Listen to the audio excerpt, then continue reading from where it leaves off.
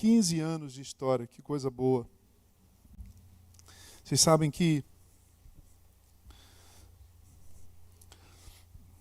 nós temos um pastor batista no nosso país que é um acadêmico, que é um erudito, respeitado, inclusive fora do ambiente evangélico, que é o pastor Luiz Saião. Ele é formado tem doutorado na USP em linguística, é um teólogo respeitadíssimo, né? E é um querido amigo. Outro dia nos encontramos e eu falei assim, pastor Saião, pelo menos 2 coisas nós temos em comum, porque você é muito acima, você é andar de cima, né? Outro patamar, né? Outro nível. E ele falou, o que é, Jansen? Eu falei, primeiro que nós estudamos linguística, só que você fez na USP, eu fiz em outra universidade. E segundo lugar, que a gente não ronca. Aí ele falou, como assim? Eu falei, não, você lembra que na CEPAL uma vez nós fomos ministrar, eu fui ministrar o louvor e você o pastor era um dos preletores, nós ficamos no mesmo quarto. Eu não lembro de ouvi-lo roncar. Você lembra de ter me ouvido roncar? Ele deu risada. Ele passou por um momento de saúde muito sério recentemente. A gente achou que ia perder essa mente tão brilhante, esse homem de Deus que tem uma longa ficha de serviços prestados à igreja cristã, ao movimento batista, ao reino de Deus aqui no nosso país. Mas aprove ao Senhor prolongar a vida do pastor Luiz Saião e ele continua pregando. Estivemos juntos agora no mês, nós estamos mês passado, na Igreja Batista da Liberdade, lá na Liber, aniversário também da Liberdade, agora pastoreado por um querido amigo lá do Rio de Janeiro, flamenguista como eu, o pessoal palmeirense aí, que é que o pastor desça do púlpito aqui agora, né? Que é o pastor Purim, né? Purim foi presidente lá da Convenção Batista Carioca, foi pastor da Igreja Batista do Meia, e muitas vezes eu estive lá com eles, lá na minha querida e tão preocupante cidade do Rio de Janeiro. Né? Por que eu estou falando tudo isso? Porque nesse dia que eu fui lá na Igreja da Liberdade, pastor André, mandei todo mundo aqui, o Saião pregou e ele leu o texto de Efésios, e ele fez uma coisa diferente do que nós pastores costumamos fazer. A gente escolhe o texto bíblico e a gente expõe o texto, né? A gente tira do texto o que o texto diz, né? E a gente aplica isso para a igreja, alimenta o rebanho do Senhor com a palavra de Deus. Ele percorreu vários textos bíblicos em Efésios, só que antes de começar a sua exposição, a propósito do aniversário da igreja, ele falou, eu quero falar sobre a igreja. O tema dele foi muito interessante, ele falou, igreja é problema. Não vou pregar a mensagem do Saião, não, fique tranquilo. Eu fiz a lição de casa. Você, igreja é problema.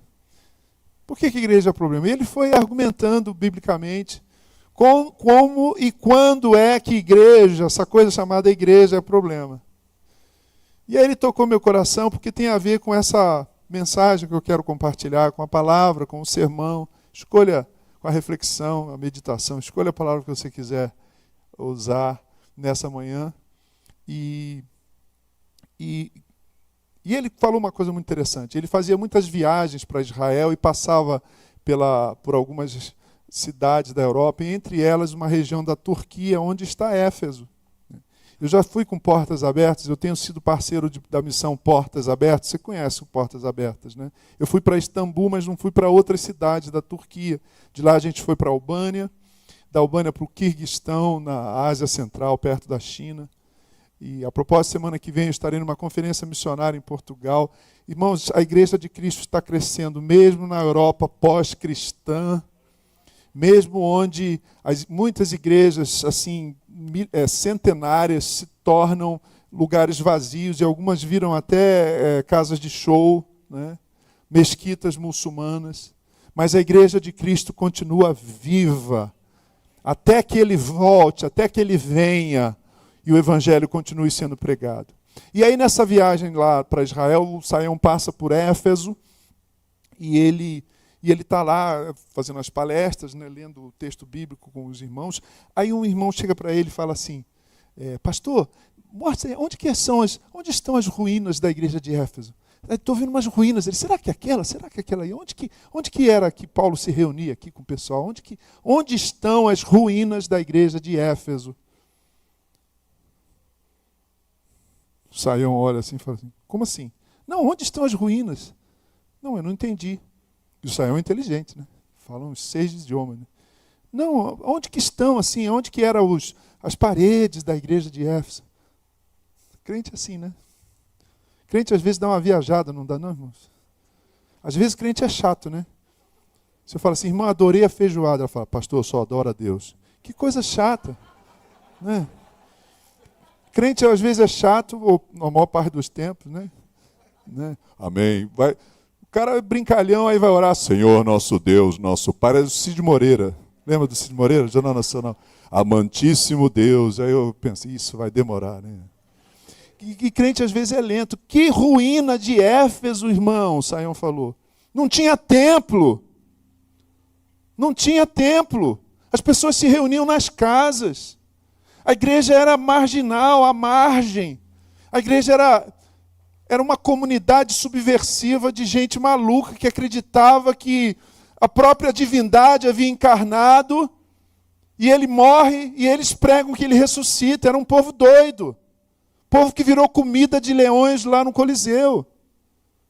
Não tinha templo, não tinha a primeira igreja batista de Éfeso. Nós, os batistas. Né? Recentemente, tomando um café com um amigo pastor batista também, eu falei, olha, a gente vai fazer 24 anos esse ano. Né? Vocês chegam lá e passam, em nome de Jesus. Amém? E aí a gente tomando um café, não foi um café não, foi um açaí, comendo um açaí, tomando um açaí.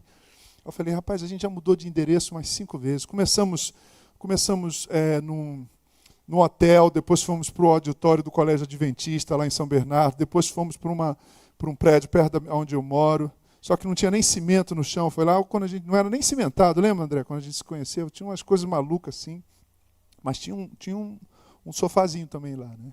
Depois a gente mudou. Aí comecei a falar das lutas, dessa coisa de erguer tabernáculos, dessa igreja itinerante, que é uma metáfora do que nós somos mesmo. A gente não tem. Você tem endereço aqui, sua terra aqui, sua casa aqui? Não, nós somos estrangeiros, peregrinos. Eu canto isso numa canção. Mas a gente não quer, a gente quer abrir mão dessa peregrinação, dessa inerrância, dessa itinerância. E a gente quer fincar vínculos e raízes. Então, Éfeso, a igreja de Éfeso não tinha templo. E conversando com meu amigo lá, enquanto a gente saboreava um delicioso açaí, ele falou assim, sabe, Gerson, uma coisa boa da comuna aqui em São Bernardo. A comuna de lá tem a comuna daqui. Né? Ele falou assim, vocês não têm templo, mas vocês têm um rebanho. Vocês têm um rebanho. Você já foi em igrejas históricas por aí pelo país, lá em Minas, igrejas barrocas, né? Cheio de ouro, cheio de não sei o quê. Ou até igrejas protestantes, primeira igreja batista, catedral presbiteriana. E aí você vai num culto, cabe 400, 500, 600 pessoas, tem 20 pessoas, tem um templo, mas não tem um rebanho. Ele falou, vocês têm um rebanho, mantenha o rebanho, porque o templo virá pó. Aliás, nós somos o templo do Espírito Santo. Deus não habita em templos feitos por mãos de homens. Nós somos a casa de Deus, morada de Deus. E eu amo isso, eu amo a igreja de Jesus. Essa igreja que nasce que é conceituada teologicamente para mim, para você e para todos nós, a partir da confissão de Pedro e Mateus. Jesus fala assim, o que estão dizendo que eu sou? Ah, Senhor, estão dizendo que você é fulano, beltrano, ciclano, que você é um dos profetas. Ele vira para Pedro e fala assim, ô Simão, e você, o que você diz? Ele diz assim, tu és o Cristo, o Messias, o Filho do Deus vivo. Pedro era um fanfarrão, né? Se ele fosse carioca, seria vascaíno, com certeza. Não ia aceitá-lo lá na raça rubro-negra. Nenhuma ofensa aqui, algum vascaíno aqui. Né? Mas naquela hora ele fala de uma forma tão divinamente revelada que o Senhor reconhece isso, fala assim, quem te revelou isso foi o Espírito Santo. Tu és Pedro. Jesus faz um trocadilho. Ele fala, você é uma pedrinha, e sobre essa pedra, porque o nome dele não era Pedro, o nome dele era Simão Bar Jonas, filho de Jonas, tudo bem? Mas Jesus arruma uma alcunha, um nickname. Os meninos aí que jogam videogame sabem o que é o nickname lá no Avatar, né? Ele dá um nickname, dá um apelido. Você é uma pedrinha. E sobre essa pedra eu edificarei a minha igreja. A igreja é a comunidade dos que confessam que Jesus é o Cristo.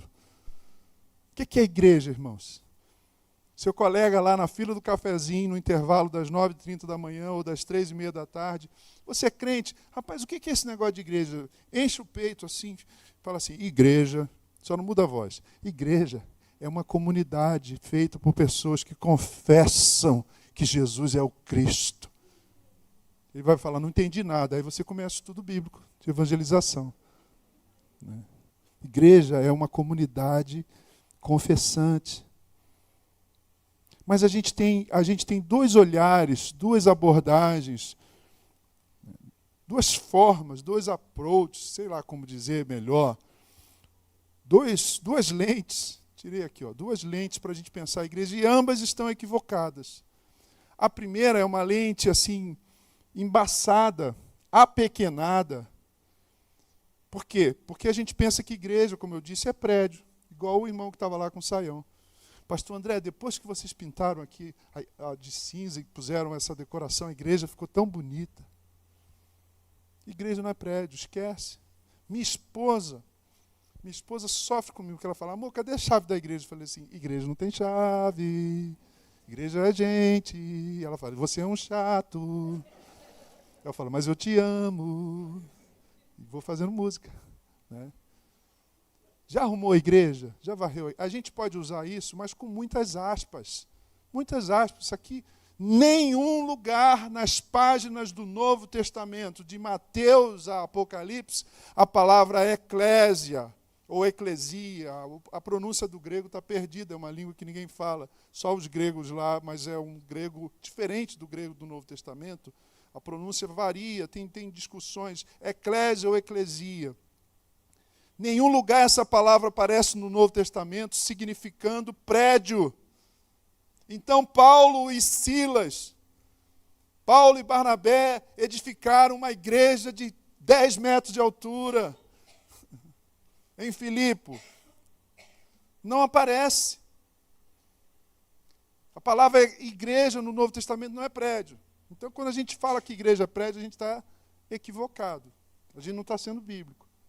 Segundo lugar, outra forma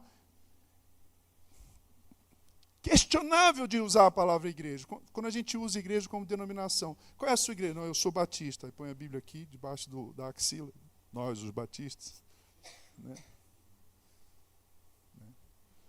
E os presbiterianos? O pastor Jeremias Pereira, presbiteriano, ele brinca e fala, você é baptista. Eu falo, você é pré-besteriano. Antes da besteira. Ele fala, não dá para brincar com você, hein? Metodista. O que é uma igreja batista? Que tem a ver com o batismo, né? A palavra batista. Os princípios batistas são variados, né? A livre consciência, a independência da igreja local, desde os primeiros batistas ingleses e holandeses. Metodista tem a ver com o método de Wesley, a preocupação com a santidade.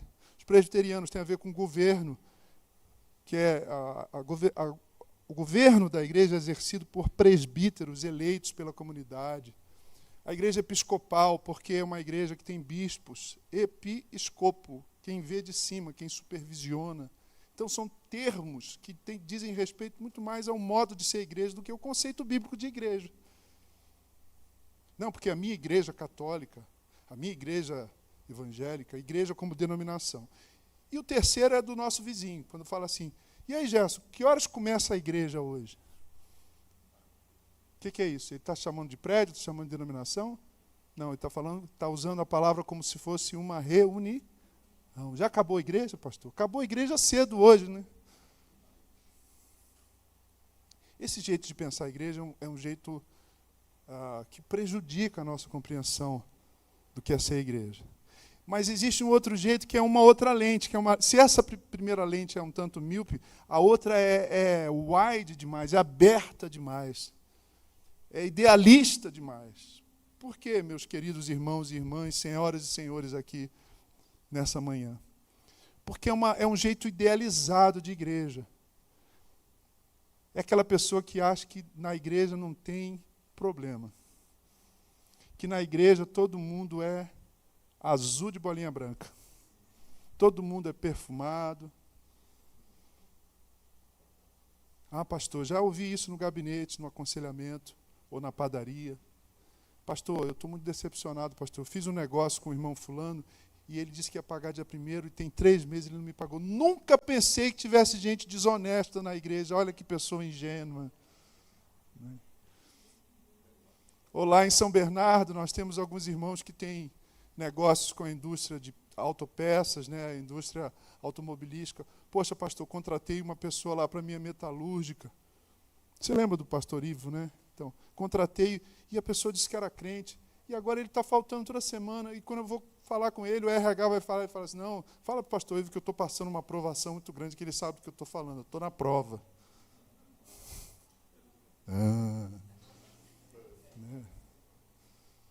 Fala para o pastor Ivo que o inimigo está furioso comigo, ele sabe o que eu estou falando. Usa a crentolândia, né, o evangeliquez. Então, igreja não é prédio, igreja não é denominação, igreja não é reunião, igreja também não é um lugar de pessoas perfeitas. Aliás, se você procurar uma igreja perfeita, não entre nessa igreja, você vai estragá-la.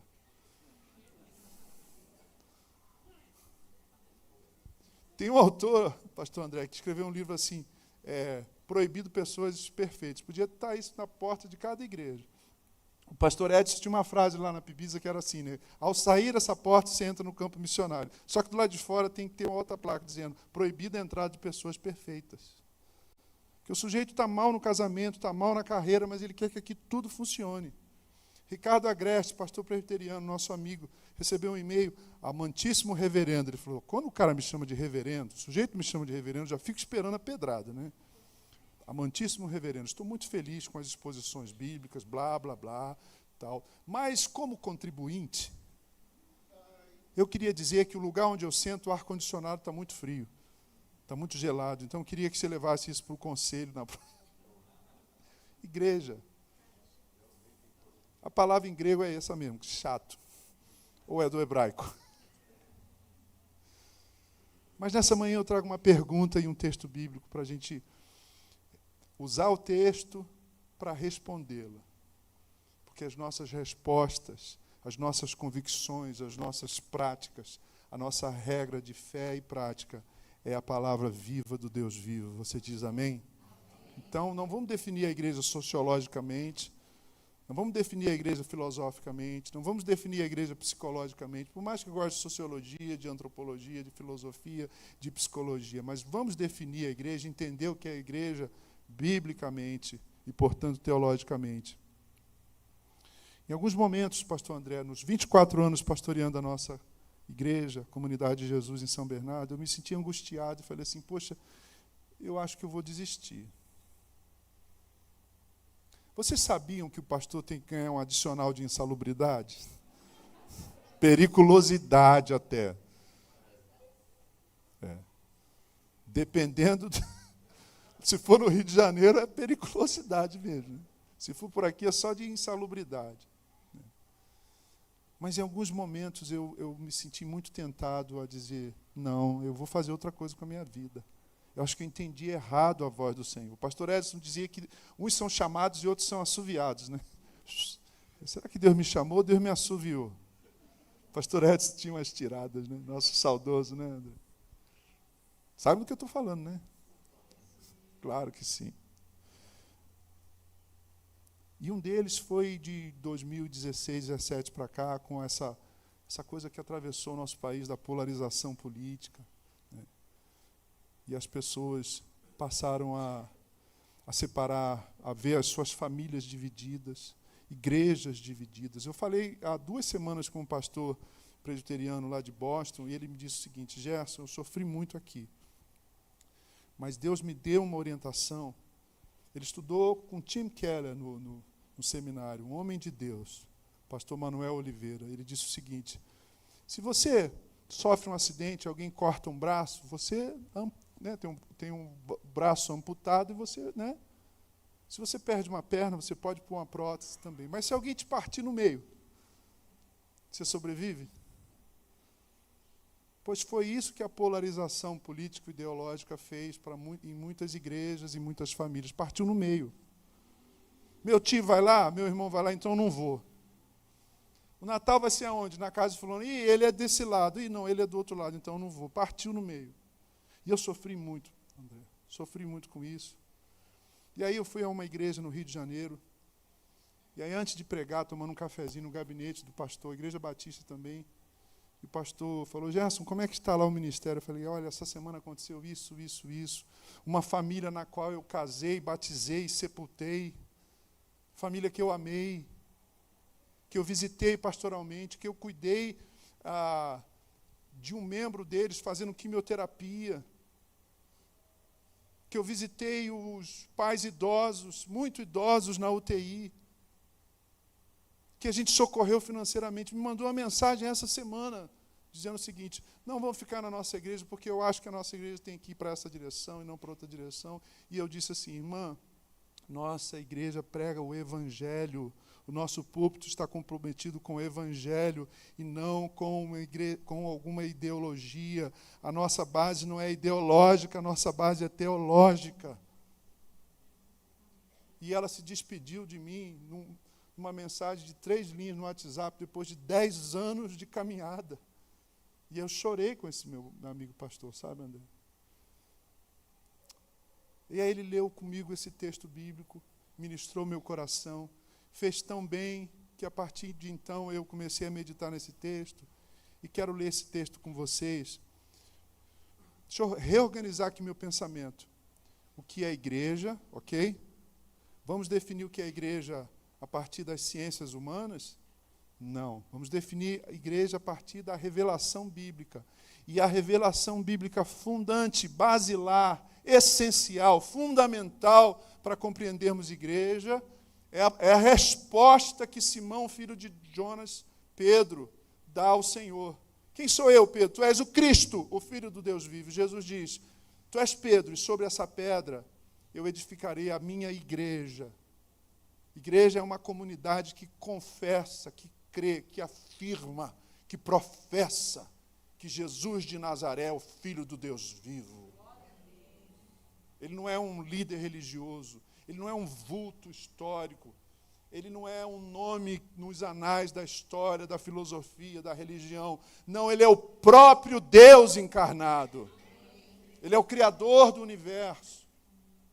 E a igreja é essa comunidade que reconhece, que crê que Jesus, filho de Davi, Jesus que nasceu da Virgem Maria, como diz o credo apostólico, ele é o próprio Deus encarnado.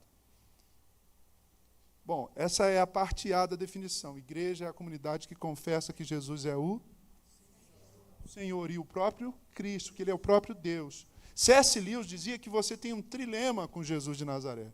Você só tem 3 coisas para dizer sobre Jesus. Primeira, C.S. Lewis, autor de Crônicas de Nárnia, né? C.S. Lewis, um dos maiores escritores cristãos, professor de Oxford, de Cambridge, era ateu e se torna cristão. No livro dele, Cristianismo Puro e Simples, ele diz que você só pode dizer 3 coisas a respeito de Jesus de Nazaré. Primeiro, que ele era um louco. Primeira opção, ele era um louco. Você, meu jovem inteligente, que vai sorrir para mim agora. Jesus era um louco? Ô louco, pastor. Você é louco. Né?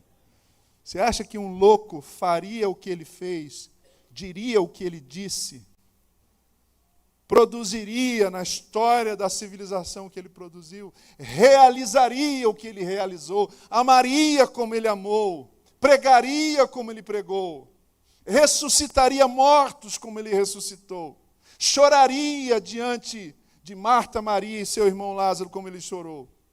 Um psicopata, um sociopata, um perverso teria esses sentimentos, teria essa lucidez, teria essa cognição, teria esse brilhantismo que a gente lê nos evangelhos. Então, a gente descarta. Desculpa, sinto muito. Jesus não é louco. Segunda opção, ele era uma fraude, um impostor. Para e pensa. Jesus de Nazaré, um impostor. A gente conhece impostores, não conhece, pastor André? A gente conhece. Só que eu aprendi, e nunca mais me esqueço dessa frase, você pode enganar poucas pessoas durante muito tempo, ou pode enganar muitas pessoas durante pouco tempo, mas você não pode enganar todo mundo o tempo todo. Políticos são impostores e a gente sabe disso, não é? Artistas, sei lá, celebridades, sabe os tudólogos do Instagram? Já viu, no Instagram todo mundo é doutor em tudo, todo mundo sabe tudo. Impressionante. Oi, gente, você sabia que o café aumenta o cortisol? Você sabia que o café mata, o café e tal. Inclusive, me siga aí que eu estou vendendo um curso sobre como o café é veneno. Aí você desce o teu timeline e aí tem lá, gente, que café maravilhoso, 100% arábica. Esse café faz bem para o coração. Você fica biruta. Porque todo mundo sabe tudo no Instagram, na rede social. Será que Jesus enganou todo mundo o tempo todo? Qual é a terceira opção? Jesus era quem ele disse que era, e ele disse que ele era o próprio Deus vivo, o próprio Deus encarnado. Diga amém. Amém. Como disse o pastor André aqui mais uma vez, dê um glória a Deus. Ele não era louco, ele não era um impostor, então ele era quem ele disse que era. Ele disse, eu sou o próprio Deus, quem vê a mim vê o Pai. Puxa vida, demorei na primeira parte, vou acelerar então agora na segunda parte do meu conceito. Segunda carta de Paulo a Timóteo vai ser projetado, capítulo 4, versos 9 a 11, mas agora é mais rápido. Paulo escreve essa carta quando ele já estava idoso, sessentão, alquebrado, talvez com artrose, né? Não sei como é que estava, se ele ia sempre no urologista todo ano, né? Se ele tinha hiperplasia da próstata, sabe? Ele estava idoso, chegando nos 70 anos, sozinho, preso, e ele não estava numa prisão especial porque tinha curso superior, não, sabe? Com marmitex, com TV, ar-condicionado. Tinha nada disso. Sabe onde ele estava? Ele estava num calabouço úmido, lúgubre, acorrentado. Se levavam comida para ele, ele comia. Se não levavam, o Estado não providenciava. Sabia disso, pastor André? Se alguém levasse um cobertor, ele escreve para Timóteo nessa carta, dizendo, traga uma capa, traga o meu casaco, estou passando frio aqui, Timóteo, me ajuda, filho. E ele está terminando a sua última carta, percebendo que a sua morte era iminente, era próxima, se avizinhava da sua história de vida. Paulo era um cidadão romano, então ele não fora crucificado, mas a tradição conta que ele é decapitado por ordem do imperador de Nero. E aí Paulo, terminando essa carta, ele diz no capítulo 4, verso 9, procure vir logo ao meu encontro, Timóteo, pois Demas, amando esse mundo, abandonou-me e foi para Tessalônica. Crescente foi para a Galácia e Tito para a Dalmácia. Só Lucas está comigo. Traga Marcos com você, porque ele me é útil para o ministério. Só esses versos. Pastor, como é que esses 3 versos definem igreja? Igreja é feita de gente. Essa gente que confessa Jesus como o próprio Deus. Igreja é feita de gente. Não se esqueça disso. Igreja é feita de gente. Nós, como batistas, nós, como evangélicos, nós, como brasileiros, nós precisamos de um CNPJ para uma instituição religiosa. A gente precisa de um estatuto. A gente precisa de um código de ética. A gente tem regimento interno, como diriam os presbiterianos. Mas igreja não é esse aspecto institucional. Nós precisamos de uma confissão de fé. Creio em Deus Pai Todo-Poderoso, Criador dos céus e da terra, e em Jesus Cristo. Nós temos uma confissão de fé. Nós temos um código ético, temos. Para além do álcool, do tabaco, do sexo ilícito e do jogo, um código ético que nos caracteriza como seguidores de Jesus, ou não precisamos? Nós precisamos de um dia para nos reunir, nós precisamos de uma ordem de culto, nós precisamos de aviso, nós precisamos de vídeo, irmãos, e olha, toda vez lá na igreja que vai passar vídeo, o inimigo ataca. Não tem um problema, a gente tem uma potestade que age no vídeo. Pastor, vamos ver o vídeo, aí sem áudio. Ou então trava tudo. Eu fico orando, amarra, Senhor. O meu lado pentecostal, amarra, Senhor. Vai amarrando agora. Vou repreendendo agora. Assim. Minha mãe era assembleana do coque. Minha mãe tinha um Wi-Fi com o Senhor, assim, uma antena, assim. Chegava com a namorada, assim, em casa, paquera. Ela falava, não é de Deus. Murchava na hora, né? Então eu tenho esse lado. Meu coração é batista, mas a horta é pentecostal. Estou pensando o quê? Batiscostal, né? Então aí... Brincadeira à parte, vamos voltar para as coisas sérias. Né? Olha só essa iluminação, essa estética, a música, o púlpito, cafezinho, comunhão, voluntários, diaconia, planejamento, sonhos, projeto, gestão, reunião de oração, intercessão, cafezinho, retiro. Mas a igreja é muito mais do que isso. A igreja não é feita dessas coisas, a igreja é feita de gente. Porque se tiver tudo isso, mas não tiver gente, não tem igreja. E esse texto, eu não quero ser superficial, mas eu quero ser breve. Meu filho Bernardo, quando ele era menininho, 3 anos, um dia ele falou assim, pai, você sempre mente na igreja. Eu falei, que isso, filho? Ô, louco. Né? Que isso, filho? É mesmo? Mas quando? Não, papai, quando você está pregando, você fala assim, irmãos, para terminar. E você não termina, papai. Você vê debaixo das minhas barbas, assim, eu criando um herege, né? Que coisa. Quase que eu me perco aqui. Igreja feita de? Que tipo de gente? 3 tipos de gente. Olha para o texto. Primeiro, procure vir logo ao meu encontro, pois Demas, amando esse mundo, abandonou-me e foi para Tessalônica. Crescente foi para Galácia e Tito para Dalmácia. Igreja é feita de gente que vem, pastor André, e vai. Essa agora para consolar o teu coração e o coração da liderança. Igreja é feita de gente que vem e vai. Alguns vêm e vão pelo motivo certo. Tito e Crescente foram plantar outras igrejas, congregações. Então tem gente que vai sair daqui, que o André vai enviar para o campo missionário, que vocês vão enviar para um outro bairro aqui, para uma congregação. Igreja é feita de gente que vai, que vem e vai, para continuar a proclamação, o querigma glorioso do Evangelho poderoso de Cristo. Mas o texto começa com um cara chamado Demas. Com esse nome já não é boa coisa. Demas, né?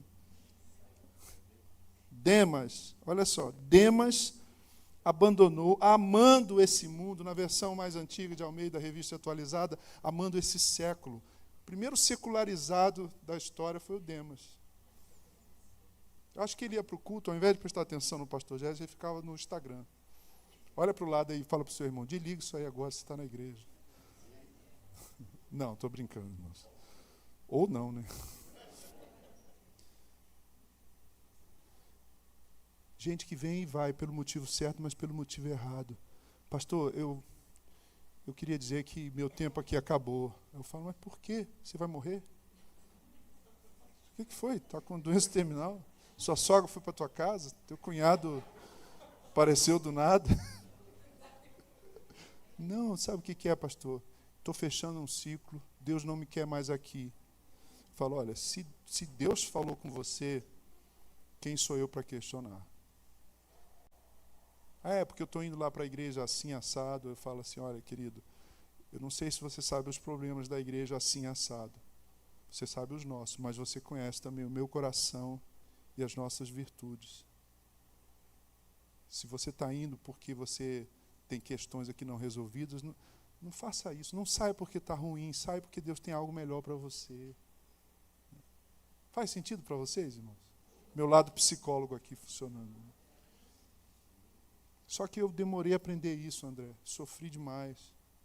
Eu achava que o rebanho era meu. Olha que bobo. Só porque eu amo, eu beijo, eu abraço, chamo todo mundo de querida. Querido. Está desempregado, eu já mexo meu network. Sabe, eu quero resolver os problemas. Olha que messianismo bobo meu. E aí, então, se eu fizer isso, batizar, casar, ajudar no desemprego, etc, etc, e orar no aniversário de 15 anos da filha, a pessoa nunca vai embora. Vai. Sabe por quê? Porque a igreja é feita de gente. Gente que vem e vai. Mas eu sofri uma barbaridade. Sofri muito. Outro dia o Cassiano Luz, da Aliança Evangélica, falou: Gerson, a gente estava falando uma situação difícil. Ele disse o seguinte: para você é difícil lidar com isso, porque você sente muito, né? Porque você é artista, é compositor. Até o bem-te-vi que pousa lá no quintal tem um nome, é o bicudo. Eu sou assim meio biru também. Oi, bicudo, bom dia, boto banana. Outro dia eu cheguei, ele estava lá comendo a comida do Todd. Eu falei, sem vergonha. Então, se eu presto atenção num passarinho e cuido dele, eu não vou prestar atenção e sofrer com alguém que sai da minha vida assim de repente. Faz sentido o que eu estou falando ou não, irmãos? Então, eu não sou um fazer humano, eu sou um ser humano. Meu coração é de carne. Demorei a entender isso. Mas aprendi. Igreja feita de nem anjo nem demônio. Tudo bem, irmãos? Vira para o lado e fala assim: você não é um anjo, mas você também não é demônio. Era brincadeira, irmão. Vocês falaram mesmo. O pessoal vai no automático, né? Ovelha é assim mesmo, que beleza, né? Mas quem sabe Deus não está me usando para um casal que está rompido aí, né? Nesse momento, quebrantamento, né? Você não é anjo, você não é anjo. Aí, mas também não é demônio. Igreja feita de gente, nem anjo, nem demônio. Número 1, gente que vem e vai. Segundo, gente que vem e fica. Só Lucas está comigo. Só Lucas está comigo. Só um. A irmã é uma boa observadora. O círculo paulino, os teólogos do Novo Testamento usam essa expressão para descrever as pessoas que interagiam com Paulo. Pessoas que foram afetadas pelo ministério de Paulo. Paulo era afetivo, sabia? Se Paulo fosse vivo hoje, ele teria uns 5 doutorados. Ele era craque, crânio. Falava hebraico, aramaico, grego, latim. Paulo teria 5 milhões de seguidores. Nem a Anitta. Nem o Cortella. Ele era líder. Ele era fora de série. Paulo era brilhante. Brilhante, brilhante, irmãos. Pensa numa pessoa brilhante. Então, Paulo era mais do que isso. Mas eu me encanto, isso toca o meu coração aqui nessa manhã, porque quando eu leio as cartas de Paulo, eu vejo o coração de Paulo. Paulo não era só a cabeça, não era só cérebro. Ele diz assim para os filipenses: vocês são minha alegria e coroa. Que coisa boa. Para os romanos ele diz: Deus é testemunha da vontade que eu tinha de estar com vocês, a saudade que eu tenho de vocês. Quando ele termina a carta aos romanos, essa estupenda epístola em que ele prega o evangelho, ele diz assim: olha, manda um abraço para a irmã fulana, fica um capítulo inteiro, saudem. E tinha até uma dupla sertaneja lá, irmãos. Né? Às vezes ele fala Trifena e Trifosa, olha que nome bonito. Né? Adônia, Gerodião, meu parente. Só nome bonito. Você quer ter um nome de filho bonito? Leia Romanos 16, você vai ver uma série de nomes bonitos. Se for gêmeas, Trifena e Trifosa. Ó, batata para elas sofrerem bullying na escola. Paulo é afetivo. E Paulo está sozinho, só Lucas. Ele amou um caminhão de gente. Ele cuidou de um montão de gente, ele plantou um monte de igreja. Quando ele se despede dos presbíteros de Éfeso, na beira da praia, já leu isso em Atos 19, né? Eles choram, eles se beijam, porque eles ficaram apaixonados por Paulo, só que Paulo às vezes parece tão cerebral, O Pedro diz assim, o nosso irmão Paulo diz coisas difíceis, né? O Pedro no culto dormia. Porque Paulo falava longamente e era, né? O que aconteceu com Paulo foi tão extraordinário que ele teve que criar uma linguagem. Aos Gálatas, ele diz que ele ficou 3 anos no deserto, passando a vida limpo.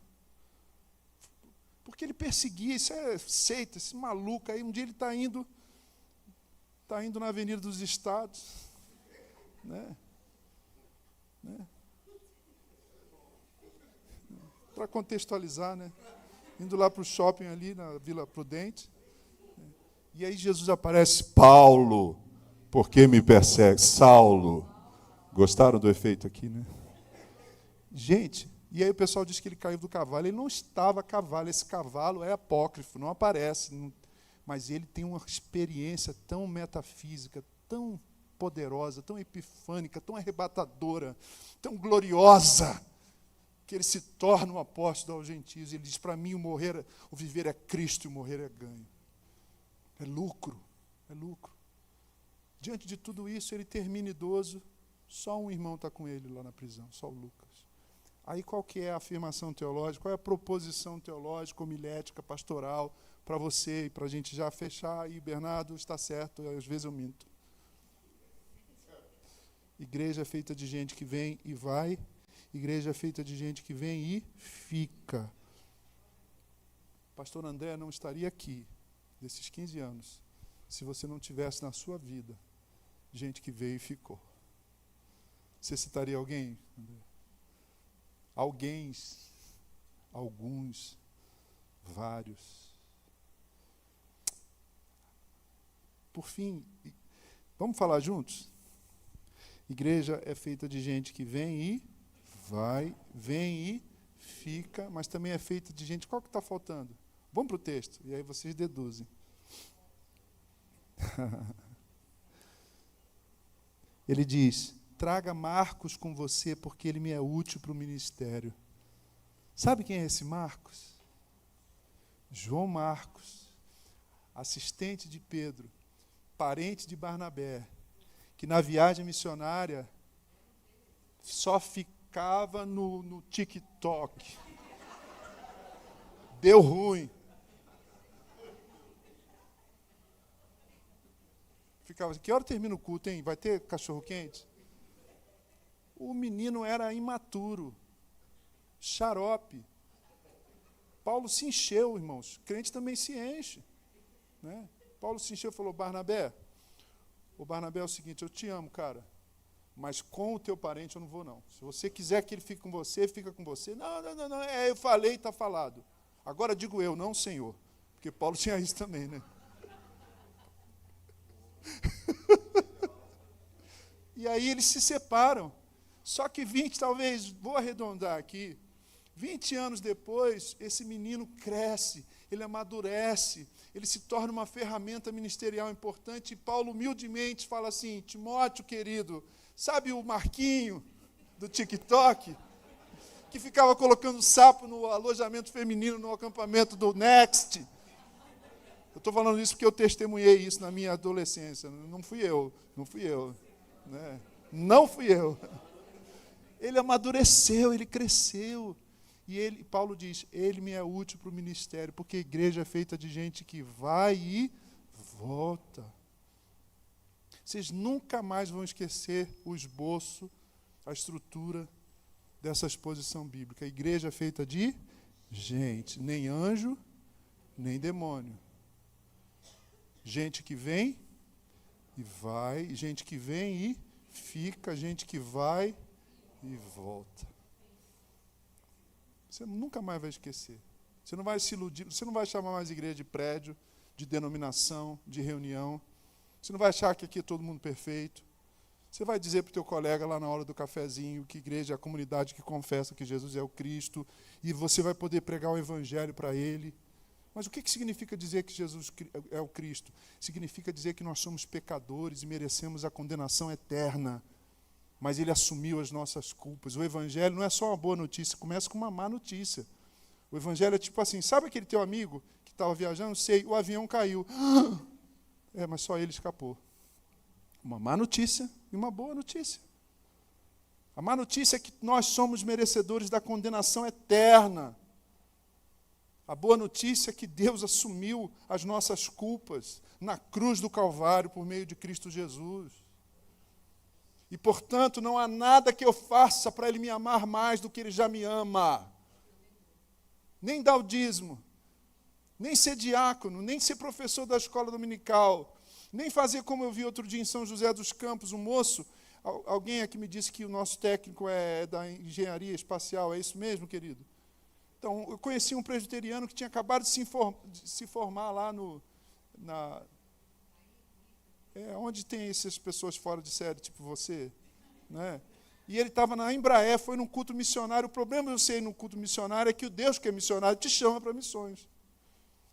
E o menino na Embraer pediu demissão e foi para o campo missionário.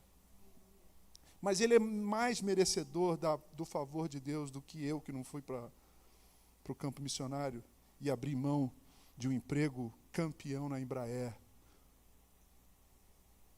Não há nada que eu faça para Deus me amar mais do que Ele já me ama. Diga aleluia. Isso é o Evangelho. E não há nada que eu faça para Deus me amar menos do que Ele me ama, senão eu vou usar a religião. Senão eu vou achar que a graça não é suficiente, que a maravilhosa graça maior que o meu pecar, como poder cantá-la, como hei de confessar. Eu vou querer fazer coisas, eu vou querer comprar a bênção. E é por isso que a lógica da religião midiática atrai tantas pessoas, porque a graça não lhes parece suficiente. Eu tenho que fazer 7 semanas, campanha do milagre, 7 semanas, dar R$700 durante 7 semanas para Deus me dar uma porta de emprego. Isso não é verdade, não há nada que eu faça para Deus me amar mais do que Ele já me ama, e não há nada que eu faça para Deus me amar menos do que Ele já me ama. E eu termino com uma afirmação do pastor Tim Keller, que eu citei agora há pouco. Ele diz: o Evangelho é a revelação de que eu sou pior do que eu acredito, mas eu sou mais amado do que eu imagino.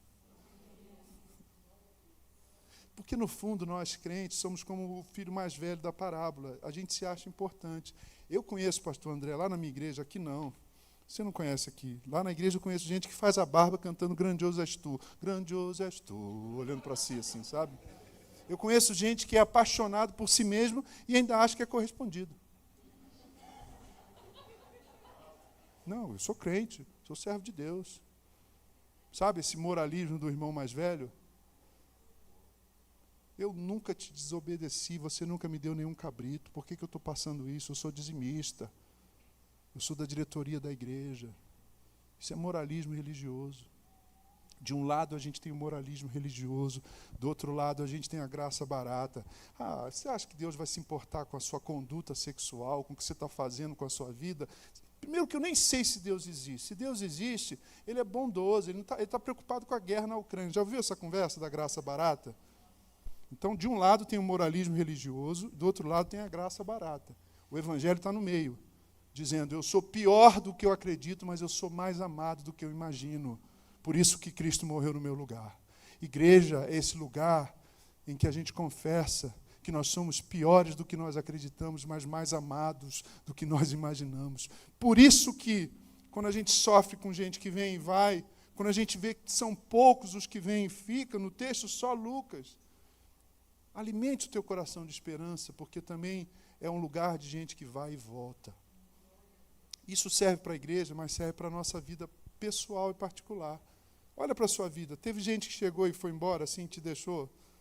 Você abriu o coração, abriu a sua casa, abriu a sua carteira, abriu a sua agenda, e a pessoa saiu e não te agradeceu nunca, jamais.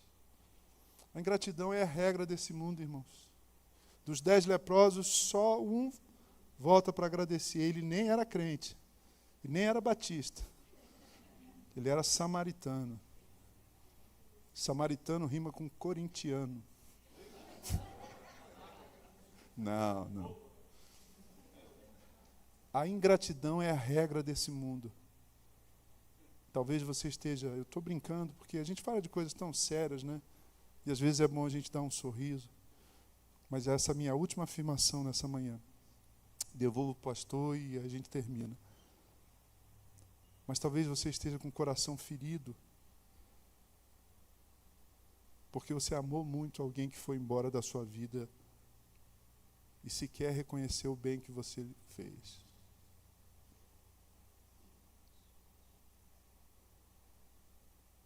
Mas a igreja é esse lugar também da graça que restaura as feridas do coração.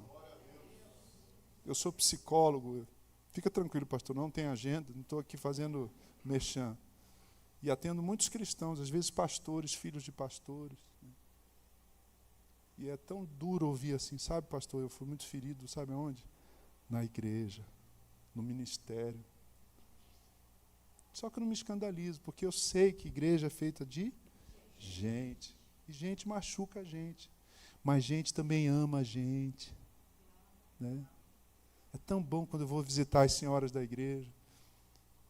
E ela fala, pastor, eu fiz esse bolinho de cenoura. Fica a dica, fica a dica. Aí você come aquele bolo de cenoura mesmo, bolo de cenoura. Que interessante, né? Porque você vai na casa de bolo não sei o quê, bolo da avó, bolo caseiro. Não é cenoura, seu bobo. Que é um preparado artificial, sabor cenoura. Quer comer um bolo de cenoura? Peça à sua mãe. Peça para alguma irmã da igreja. Aí eu vou lá. Pastor, que bom ter você na minha vida. Eu te amo, pastor. Aí a gente se abraça. É aqui que a gente é cuidado, aqui que a gente é socorrido, aqui que a gente é beijado. Uma vez um pastor falou para mim, eu não gosto muito de abraçar as senhoras da igreja. Eu falo, não, do que você está falando? Tem algumas senhoras viúvas, idosas, que o único abraço que ela vai receber na semana é do pastor. Cala a boca, pecador. Deixa eu abraçar o povo. O Deus da Bíblia é o Deus que abraça. Bernardo tem razão, eu minto.